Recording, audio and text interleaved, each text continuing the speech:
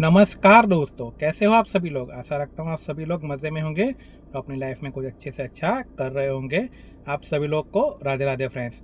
तो आज हम कुछ E20, E30, E10 और फ्लैक्स फ्यूल के बारे में कुछ सवाल आए हैं आप लोगों के, जो मुझे इंस्टाग्राम पे, व्हाट्सएप पे और कई लोगों ने पर्सनल कॉल करके मुझे पूछे हैं, जो मेरे जानने वाले हैं उन लोगों ने। तो दूसरा फ़ोन तो है नहीं कि मैं आपको स्क्रीनशॉट ले लेकर आपको दिखा सकूं। तो फिर भी जितने सवाल आए हैं उतने, मुझे जितना नॉलेज है उतना मैं आपको आंसर करने की कोशिश करता हूं। तो बने रहिएगा मेरे इस व्लॉग में, क्योंकि बहुत ही अभी समझो कि अभी E10 जा चुका, E20 भी अब जाने की तैयारी में है, अभी E30 आने वाला है। और अभी सरकार ने अभी 2 दिन पहले ही हमारे परिवहन मंत्री गडकरी जी ने तो ऐलान कर भी दिया है कि अभी सारी गाड़ियाँ 100% इथेनॉल पे चलेगी, यानी फ्लैक्स फ्यूल पे चलेगी। मैंने वीडियो भी बनाया है, अगर आपने नहीं देखा तो आप देख सकते हो।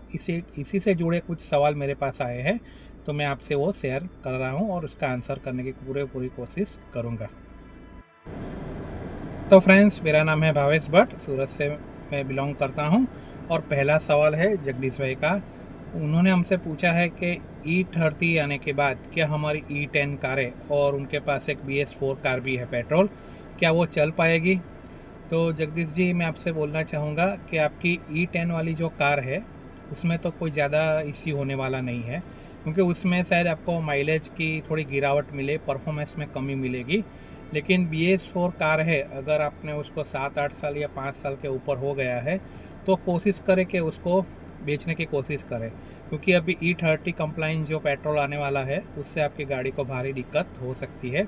E10 में E30 पेट्रोल डलेगा तो आपको इतनी परेशानियों का सामना करना पड़ेगा कि परफॉर्मेंस और माइलेज में थोड़ी कमी आएगी।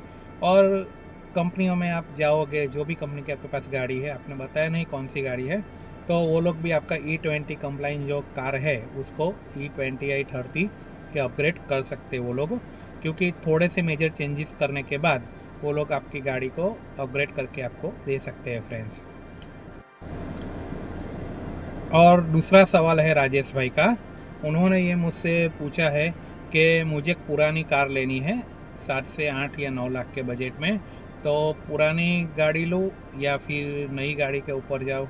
अगर राजेश भाई आपका इतना बजट है 7 से 8 लाख रुपए का, तो मेरी आप सलाह मानो तो अभी पुरानी गाड़ियों जो आपको मिलेगी, अगर पुरानी ही आपको लेनी है तो 2021 या 22 का मॉडल आप देख लो। पेट्रोल लेना हो तो, डीजल के ऊपर तो जाओ भी मत। तो अब पुरानी गाड़ी में 2021 के बाद का मॉडल लो तो शायद वो आपको E10 या E20 कंप्लाइंट मिल जाएगी। लेकिन उससे पुराना मॉडल आप मत लेना फ्रेंड्स, नहीं तो आपको फिर वही झमेला शरीर लग जाएगी E20 और E30 की। तो आपको भी मेजर चेंजेस गाड़ी में करनी पड़ेगी। और आपका 7 से 8 लाख रुपए का बजट है तो बहुत ही अच्छी अच्छी गाड़ियाँ इसमें आती है। सीडान चाहे तो स्विफ्ट डिज़ायर है, ओरा है, फिर आपको दूसरी भी, हाँ 2 गाड़ी तो आपको ऐसे भी मिल सकती है। आपने वही बताया कि मारुति या हुंडई की लेनी है तो स्विफ्ट डिज़ायर और के ऊपर आप जा सकते हो, नई ही लेनी है तो आपको।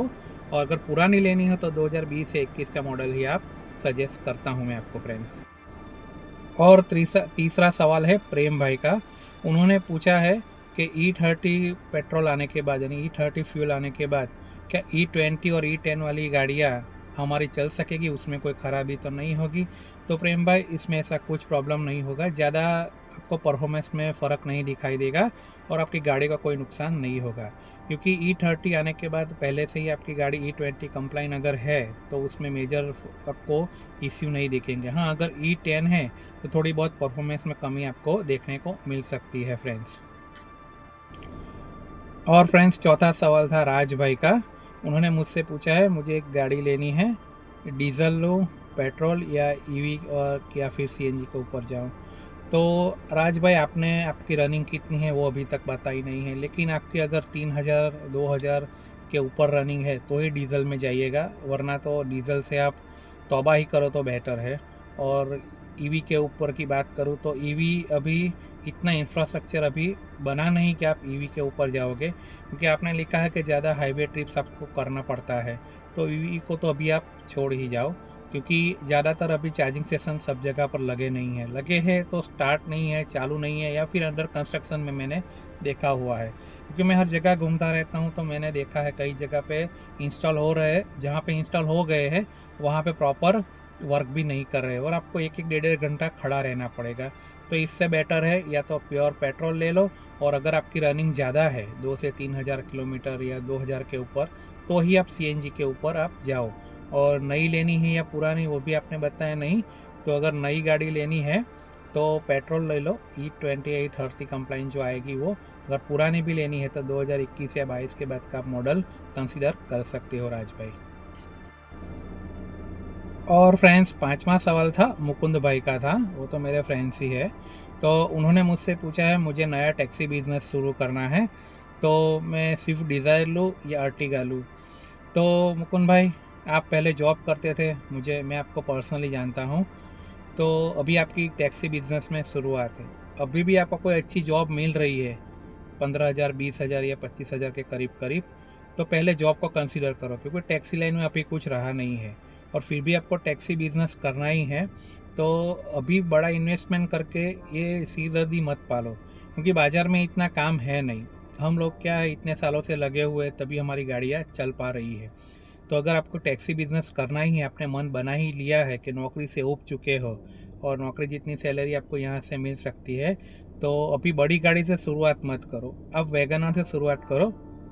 आपको 6 साढ़े 6 या ज़्यादा से ज़्यादा 7 या साढ़े 6 7 लाख के ऊपर ऑन रोड हो जाएगी। आपका ईएमआई भी कम बैठेगा, आपको रात को अच्छे से नींद आ जाएगी। क्योंकि अगर भगवान ना करे ऐसा हो, क्योंकि आपको अगर बिज़नेस चेंज करना हो, आपका बिज़नेस नहीं चला, तो गाड़ी आराम से बिक भी जाएगी और आपको इतना ज़्यादा नुकसान भी नहीं होगा। तो मेरी तो ये सलाह है कि पहले तो टैक्सी बिज़नेस करो ही मत, अगर करना ही है तो छोटी गाड़ी लेके शुरुआत करो।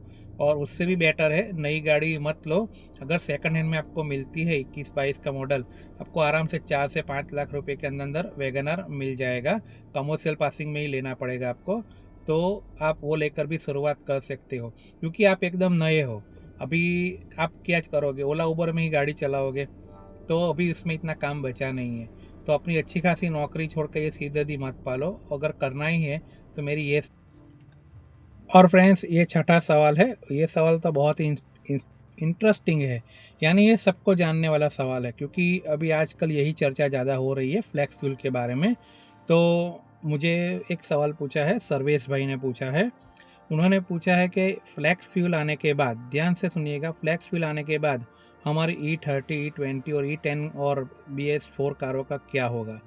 तो मुझे बड़ी खुशी हुई कि आपने ये सवाल पूछा, क्योंकि मैं कई बार बताना चाह रहा था लेकिन शायद मैं समझा नहीं पा रहा था या आप समझ नहीं पा रहे थे। लेकिन मैं अच्छी तरीके से आपको समझा देता हूँ कि अगर फ्लैक्स फ्यूल आने वाले 2-3 सालों में लॉन्च हो जाता है, हर पंप पे मिलना स्टार्ट हो जाता है, तो हमारी गाड़ियाँ बेकार होने वाली नहीं है।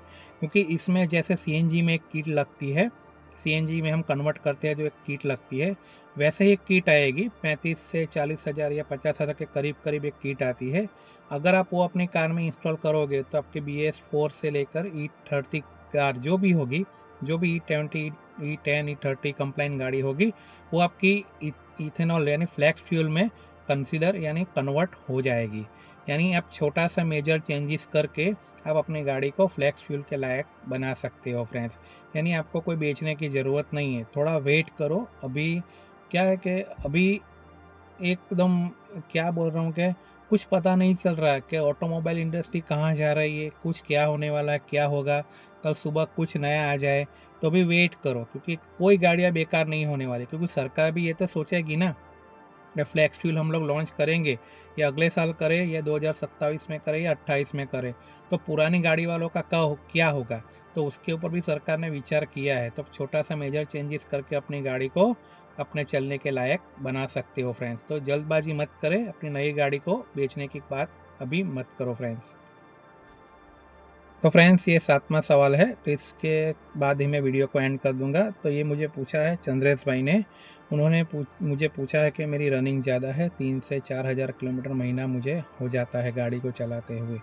तो इतनी ज़्यादा मेरी रनिंग है, तो मुझे 2 कारों में कन्फ्यूज़न है, एक तो टाटा सियारा डीजल ले या क्रेटा डीजल ले। तो चंद्रेश भाई मैं आपसे यही कहना चाहूँगा कि CRA के ऊपर अभी मत जाओ, क्योंकि मैंने हाल ही में उसके सेल्स रिपोर्ट देखे हैं और आप सूरत से ही हो, मैं जानता हूँ आपको, और उसकी सीरदर्दी क्या है वो भी बता देता हूँ। सर्विस का कुछ ठिकाना नहीं। हमारे सूरत का जो सर्विस स्टेशन है मैंने देखा है, क्योंकि मैं भी एक बार बड़ी गाड़ी लेने की सोच रहा था सफारी, लेकिन सर्विस स्टेशन देख के ही मैंने उसको अवॉइड कर दिया, क्योंकि वहाँ ठीक से काम होता ही नहीं है। और अगर आप ये सीरदर्दी पाल सकते हो सर्विस सेंटर की, तो टाटा CRA के ऊपर जाओ।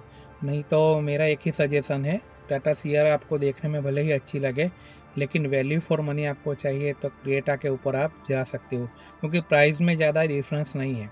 क्रेटा से आपको एक तो पहले सबसे बड़ी बात, हम इंडियन जो सोचते हैं, आपको एवरेज मिलेगा। दूसरा, सर्विस सेंटर का कोई इश्यू नहीं होगा आपको, और वो ये गाड़ी सक्सेस हो चुकी है। क्रेटा आज मार्केट में नाम कमा चुकी है, और शायद आपको वेटिंग भी झेलनी पड़े। और ये गाड़ी आपको जाते जाते, अगर आपने लाइफ में कभी भी उसको 5 साल 7 साल के बाद बेचना पड़ा, या 3 साल के बाद आपको बेचनी भी पड़ी, तो आपको अच्छा वैल्यू फॉर मनी यानी रीसेल वैल्यू भी आपको अच्छी दे के जाएगी। तो मेरी सलाह यही है कि आप टाटा CRA को अभी छोड़ दो, क्योंकि दिन ब दिन सेल गिरती जा रही है उसकी, और मैंने कई इश्यू देखे हैं गाड़ी के। कभी कभी चालू में बंद पड़ जाती है, कभी इलेक्ट्रॉनिक्स फेलर हो जाते हैं।